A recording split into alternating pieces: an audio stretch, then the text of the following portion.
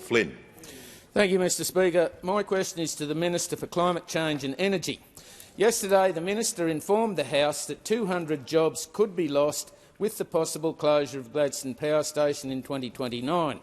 Can the Minister guarantee that thousands of jobs in the alumina sector in Gladstone will be safe under the government's renewable-only energy approach? Call to the Minister for Climate Change and Energy.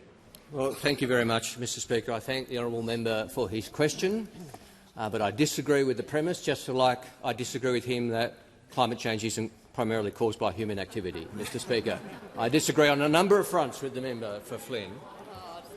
And he has mischaracterised the government's approach to energy policy, because our energy policy does support renewable energy, backed by gas peaking, backed by storage and backed by transmission, Mr Speaker. But there is a certain irony to the opposition asking about the future of industry under this government's energy policy, because it wasn't that long ago those opposite went to the election, went to the Australian people with an alternative energy plan that involved a heavy reliance on nuclear energy.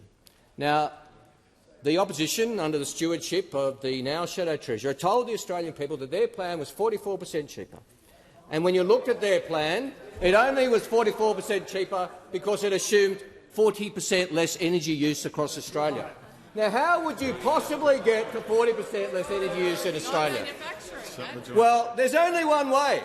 There's only one way, and that is to assume no heavy industry in Australia, because that is a big part of our industrial use. They're modelling that the member for Fairfax masterminded.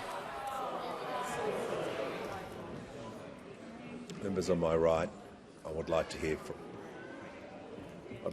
the member for one on a point of order. It was an incredibly important question about jobs, and I would ask the minister to be relevant to the question.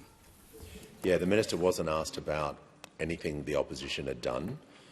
He can do some compare and contrast. He's done that, so the remainder of his answer won't be about what the opposition or the former shadow minister's done, because he wasn't asked about that.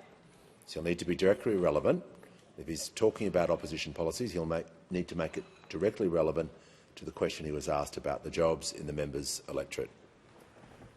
Thank you. And it is clear and it is true that there is an alternative before the Australian people. And under this government, I can guarantee that we will ensure that energy policy is designed to ensure the supply of cheap and reliable energy, not only for Australia's households, which I'll get to later in question time perhaps, but Australia's heavy industry.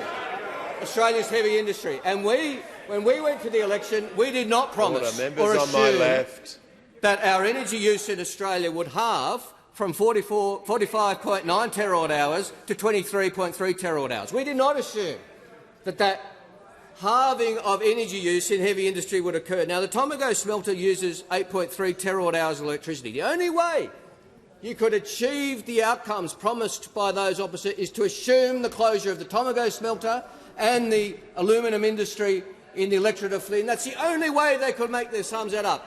That is not our approach. We will ensure a future for Australian industry while those opposite assume it disappears to justify their policy fantasies.